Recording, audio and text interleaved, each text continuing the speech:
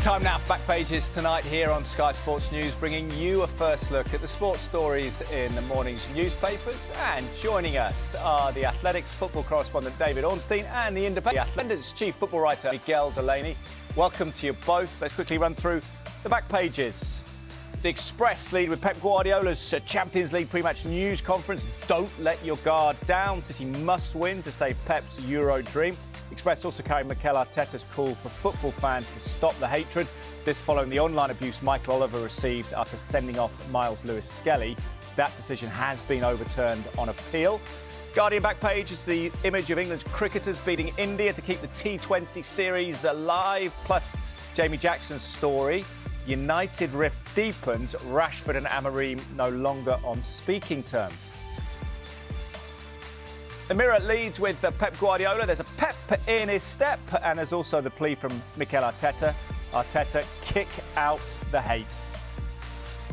Mail leads with the headline, it's Barcelona or bust for Rashford. United outcast takes big risk by holding out for Spain move, and Lewis-Skelly read overturned as Arteta takes on trolls. Plus the image of England's rugby union players, Tom and Ben Curry, the Curry twins, England's history boys. But how does their dad tell them apart? Interesting angle on it. And on the front page of the Telegraph sports section, Borthwick's Six Nations shock, the twins at flanker. Guardiola D-Day, City face Champions League crunch, but how likely are they to go out? And also Villa's battle royale against Celtic. Well, let's start with the Express and the news that Miles Lewis-Skelly has had his red card overturned. Miguel, the headline in the Express, just to stop the hatred. Mikel Arteta's called on football fans to end their campaigns of hate after referee Michael Oliver received death threats. Miguel, was it an open and shut case? I know there's a few footballers suggesting lately that maybe there was a level of cynicism in the challenge from Lewis-Skelly that perhaps in one way. My immediate response was it's a yellow card at worst.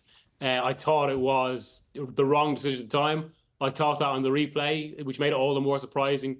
It didn't go to VAR, and I suppose there's bigger questions about that. And I suppose that's where I have actually a lot of conflicting feelings about this entire story. I mean, because I must say I've written in the past about, like, as goes without saying, and as Arteta said tonight, referees just shouldn't be subjected to anything even close to abuse, let alone what is generally put out there when it comes to wrong decision. I think it's a reflection of a lot of the way football is going, a way kind of almost social media discussion is filtering into the real world as well. That shouldn't be happening. At the same time, though, that shouldn't preclude a space for a fair critique of decisions and even, say, refereeing. And it's funny, actually. It's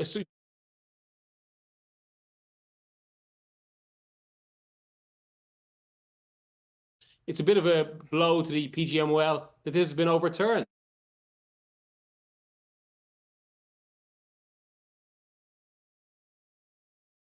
With the fact it was overturned. It's an interesting one in terms of the analysis of it, David, as well, isn't it? People rushing to abuse online with vile death threats, and everyone is very upset about that. But it's also a delicate situation in terms of the refereeing process. VAR, Darren, England not intervening at the weekend to aid Michael Oliver. We want that in this instance, but presumably we don't want it all the time. How difficult a call is that for the PGMOL to advise going forward?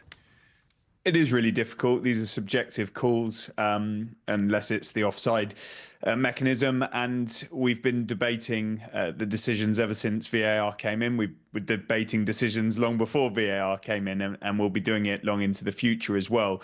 There seems to be an awful lot of controversies, more than ever before, but perhaps that's a reflection on the fact that we can see more than ever before with the camera angles. The stakes are higher, and emotions seem to be off the charts these days, especially on social media.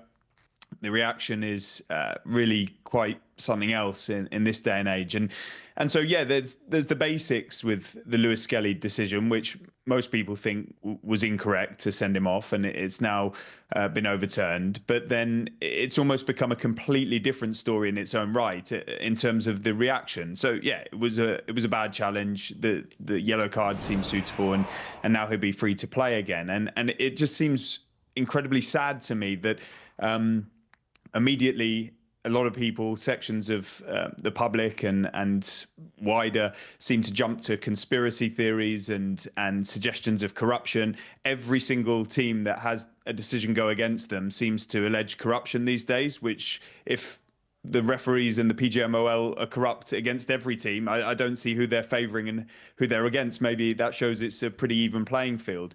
And we need to kind of calm this down and try and do our little part to bring a bit of responsibility to it. And the fact that we're talking about death threats, and it's worth pointing out, like, most people are right-minded thinking and sane, and this is hopefully a tiny minority, but that doesn't make it okay. And it feels like it's got a little bit out of control, and trust has diminished in the PGMOL, which shouldn't be the case. And a lot's going to have to happen to rebuild that. But yeah, in terms of this, it seems to have got to the right outcome. But we all need to take a long, hard look at ourselves about the discourse around it, because it just can't go on. Very difficult time for Michael Oliver, isn't it? We understand he will referee at Ipswich at the weekend, Ipswich against Southampton. But Mikel Arteta speaking well on the subject after the red card for Lewis Skellys overturned. Back page of The Sun, Miguel, let's kick abuse out. Mix new law call as MLS red card overturned. And Mikel Arteta has slammed the sick abuse aimed at ref Michael Oliver and urged governing bodies to kick hatred out of football. Miguel, is it about that? Is it about the police intervening in these instances with death threats, threats of revealing Michael Oliver's home address? I know the police footballing units say social media companies are actually making this more able now within a time frame to prosecute. But it does feel like, I mean, that is essentially an extension we've had of other discussions about social media abuse in other areas of football or related to other subjects. It kind of comes back to the same core theme. And that almost feels like a separate subject than the idea of kind of discussion around referees. It's just something that shouldn't be happening, and something where there's an onus, and I suppose, on both social media and maybe at this point football itself to address the level it's got to. And I mean, I realise there's a considerable irony in what I'm about to say now, given we're having this discussion. But a lot of modern discourse of football, it reminds me, I think there's been a real shift. I mean, look, I'm half Spanish, and I used to go to Spain, every year, where you consume Spanish media. And I remember, like, 20 years ago, you'd see the front page of, say, something like Marca, and it seemed like it was obsessed with refereeing decisions or kind of drawing lines for offside. This is pre-VAR. To the extent that felt just unhelpful to the game and unhealthy.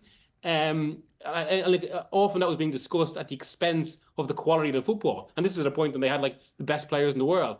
And it feels like that's just true, almost creep. And then over a long time, that's something that's happened in England as well now. How often does referee discussion dominate talk of the sport? Now, I know people will say that's because they have influence on results, but it's almost like, as David's reference there, it's almost like where even marginal decisions, well, okay, fair enough, even if they can be viewed 70-30, they're blown up into something as if there's some kind of existential crisis about the decision being made itself. Yeah, we have to accept mistakes, don't we, in all walks of life. I certainly make my own doing this show. Let's talk about Marcus Rashford, who's got a few problems, it seems, at the moment. David, back page of The Guardian, on the front page of the Sports Supplement, United rift deepens. Jamie Jackson writing that Rashford and Amorim no longer on speaking terms. Jamie writes, Ruben Amorim's relationship with Marcus Rashford has broken down to the extent that Manchester United's head coach speaks to the player only when addressing the squad generally. David, this is a bit sad, isn't it? I think it's a sorry situation, Teddy. I guess that sort of treatment is relatively normal when a club wants a player out and they're determined to try and find a solution, and the player is now on board with going, it would seem, if the right opportunity arises. We saw a comparable situation with Jadon Sancho at Manchester United. You think back to Aubameyang and Ozil at Arsenal and various others over the years. And it's really dissatisfactory for all parties. Rashford was the Manchester United academy graduate, born and bred. He's done very well there. He's got huge talent. We saw his 30-goal season a couple of years ago. That earned him a big contract. That now appears to be a problem for Manchester United. It kind of dates back before now, because those of us working in the industry know that United have been open to his departure for quite some time, but the right offers didn't arrive. And now they've put him on a deal until 2028 in excess of £325,000 a week. And having decided that they want him out, there are very few suitors who are able to sort of pay that money. There is interest in him from around Europe and in the Premier League, and that's genuine interest. But it doesn't mean that they can put the right package together this January and before the deadline. Work is going on to try and find a solution. His favourite option, I think, would be Barcelona, but that doesn't mean it's simple because they've got their own complications. And there's no guarantee this is going to happen. The door has never been publicly shut at Manchester United, but they can't really do that. So there is a world in which he stays. Will he be reintegrated under Rashford and Amorim? Will he just have to sit out the rest of the season, as Miguel sort of indicates in his article today? So yeah, it's a real shame for all parties and something that is dominating the narrative around Manchester United at the moment. It's very dominant, Miguel. I'll get your thoughts on it. It's interesting, isn't it, as Jamie Jackson writes here, off the back of saying that he prefers 63-year-old goalkeeping coach Georges Vital on the bench to Marcus Rashford. What do you make of the way Rashford and Amorim is handling this situation? We talk about modern coaches being empathetic and having emotional intelligence. Doesn't seem like this is a great route either to advertise the player to other clubs or indeed perhaps to have to reconcile with him post-February the 3rd. So I was at Craven Cottage on Sunday. I was about 5 feet away from Rashford and Amorim as he said it. And what was so striking about it, I mean, he'd been in such relaxed form. He was joking, obviously pleased that they got a win the night before his birthday and all this. And then, like, when he's suddenly at the end of the press conference, a question is thrown to him about Marcus Rashford.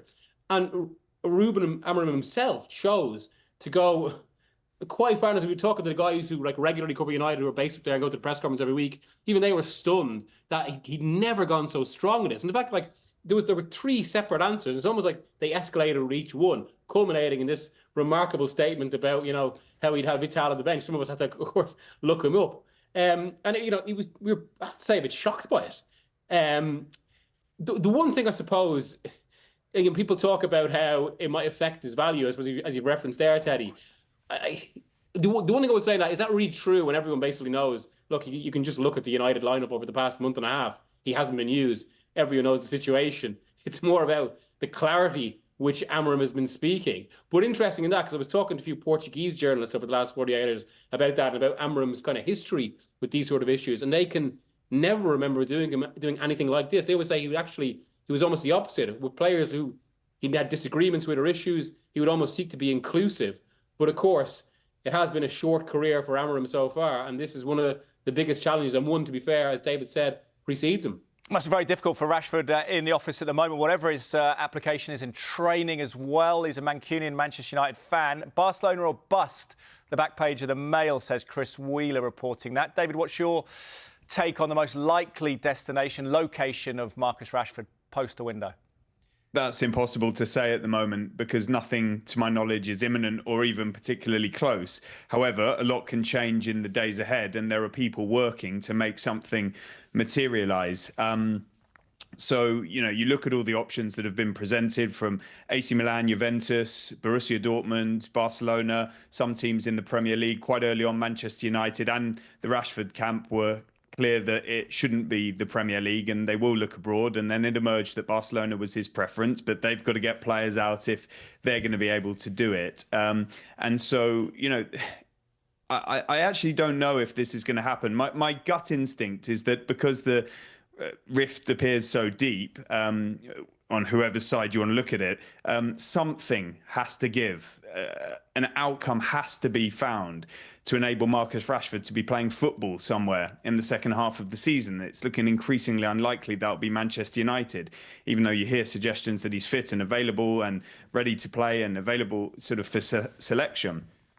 So I wonder if something with Barcelona can somehow be found. Some of the people working on it have good links to Barcelona, but I don't say that with any certainty. Let's hope he's back playing football soon, either way, whether it's United or beyond. Thank you, David. Thank you, Miguel. We'll take a quick break. When we come back, we'll look at more of the back pages, including this in the Express. Don't let your guard down. City must win to save Pep's Euro dream.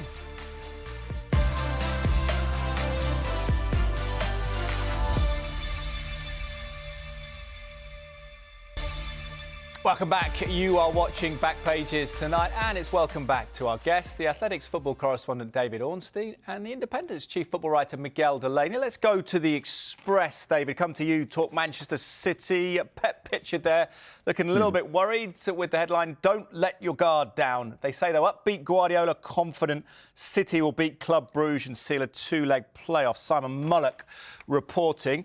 Is this the biggest game of the season potentially for City? Is it keeping the season alive in some ways, David?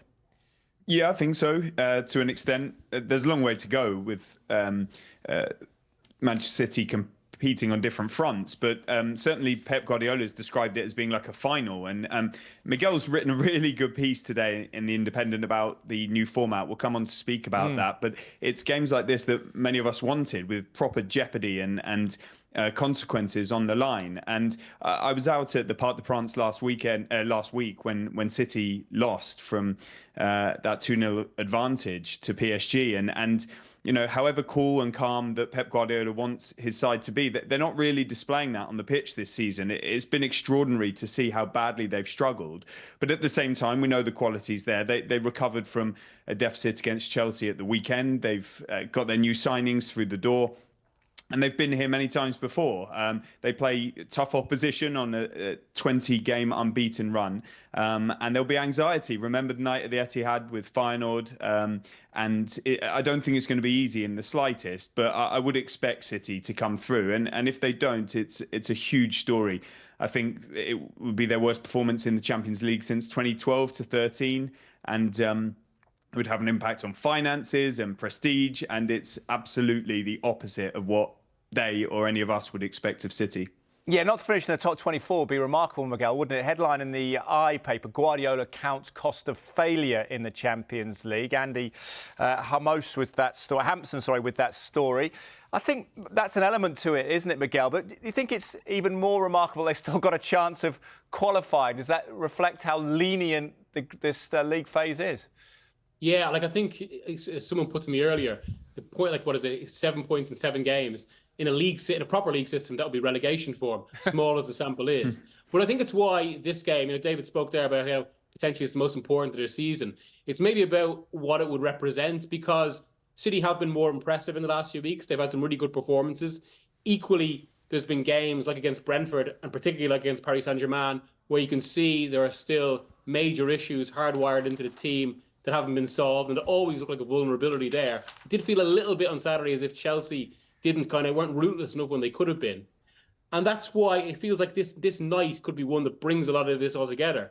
If they go out, issues have been exposed, they've gone out around where they shouldn't have, and also against a team, Brugge, who, as impressive as they are with their resources, is still a sort of team that City should really be beating relatively easy.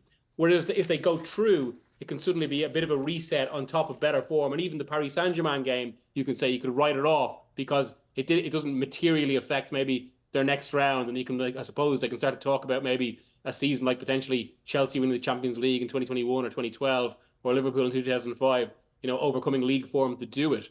But yeah, that's why there's a lot wrapped up in this one night. And as David said as well, it's why kind of the anxiety that could potentially afflict the stadium could be so big. It's going to be a very emotionally charged game, unless maybe City score early and run away with it. And one of the positive subplots for City, David, is the former Phil Foden return to freshness. The Times carry this headline, "Poor start due to fatigue," says Foden. Says he was struggling after the Euros. I suppose that's the point, isn't it, David? How would you rate their chances of winning it with the likes of Foden coming back to form if they can get through tomorrow night? Well, they've got the pedigree with Erling Haaland, with Phil Foden, with Kevin De Bruyne returning to fitness, and players to come back if they can keep John Stones fit and available. But the fact of the matter is they don't look the best team by any means in Europe this season. There's quite a few ahead of them, and maybe not as extreme as the Champions League table suggests, but it doesn't look like it's going to be their year. And that's not a huge criticism given how well they've done in recent history. But Phil Foden back on form is really important. 6 goals in 6 appearances. It took its toll, the Euros, on him, and he speaks about that in the papers. And he wasn't played that much at the start. He and Rodri were largely rested for a period. Then he couldn't work his way into the team. When he was in the team, he couldn't hit form, but he appears to be now. And City tend to hit their stride in the second half of the season. So let's not write them off, but they've got a massive uphill battle ahead. Yep, Thomas Tuchel, England head coach, of course, will be watching with interest as well. Miguel, I know you will be. Your piece in The Independent. Get ready for chaos on Champions League final night. We've had some dissenters about the new league format, Miguel, but reading this, you're certainly not one of them. You're a big fan. Well, I wouldn't go that far, actually, because to further go into the piece, there's a lot more qualifications. And I have to admit, I was very critical of it at the start. I think UEFA actually sent out a long email today extolling the virtues of the competition. I think the fact that you've got a night on Wednesday where there's games with a lot on the line, with something on the line, they will point to that. That is definitely an improvement from previous seasons where the old group stage had gone stale. Although I would argue the group stage had gone stale because basically of financial disparity between clubs, where it was always the kind of 15 to the 16 wealthiest that went through. But that's also where I think there's a little bit of a kind of a false and self-fulfilling element about the stakes here. I mean, why are the games so big? Well, they're so big because A, 2 or 3 major clubs, basically City, Paris Saint-Germain, Real Madrid, have had bigger crises than expected. And B, because teams are desperate to avoid the 2 extra games of the playoff. Now, why have those 2 issues happened? They've basically happened because of the expansion of the Champions League itself. 2 extra games have been forced into the calendar. That's caused havoc with the calendar. Even European football in January, it's removed a winter break for a lot of teams. That's on top of a 5-year adjustment from COVID and the 2022 Qatar World Cup. And as we see with the way Foden has been talking, squads are exhausted. Hence these big teams suffering these issues, and hence suddenly this utter desperation to avoid this playoff. So if it was in a proper functioning football calendar that made sense, this mightn't be as big as it seems. But that said, it is going to be a night where goals are going to fly in. There's going to be interest at kind of almost every single stadium, and UEFA will certainly point to that rather than maybe necessarily addressing some of the longer term issues that I think, or the longer term discussion you could have about this modern Champions League. And let's not forget, it only exists because it was compromise when a lot of the big clubs were trying to get a Super League. It's a longer conversation to have, a complicated context, but it will be dramatic come Wednesday, thanks to maybe Real and City and PSG misfiring. David, just time to ask you, as the deadline approaches, about any deals bubbling in the Premier League. We've discussed Marcus Rashford's future. Anything you're looking at intently? I think it's going to be all about the strikers, and we need to keep a very close eye on John Duran at Aston Villa, because if they get a suitable offer for him, then it's not impossible that he leaves, especially because you can't really carry 2 top number 9s at the moment. So something might have to give there at Aston Villa. And then another, Evan Ferguson at Brighton. He's available for loan or even permanent transfer. And there's a lot of interest in him from across the Premier League and in Germany too. So although it's been a relatively quiet window so far, I think it's going to be a really busy final few days heading into the cut-off. That's good to hear, David, as well. We'll keep across your work looking into that. David and Miguel, thank you for your company tonight. Enjoy Wednesday's Champions League football. Thank you for watching. If you missed any of the show, another chance to see Back Pages tonight at 1:30. It's also available as a podcast, Back Pages, wherever you get your podcasts. Join us again on Wednesday night after that Champions League climax. Carl Anker and Martin Hardy are the guests. And up next are all the details of how Miles Lewis Skellys will be available for Arsenal's big matches coming up, including the weekend against City.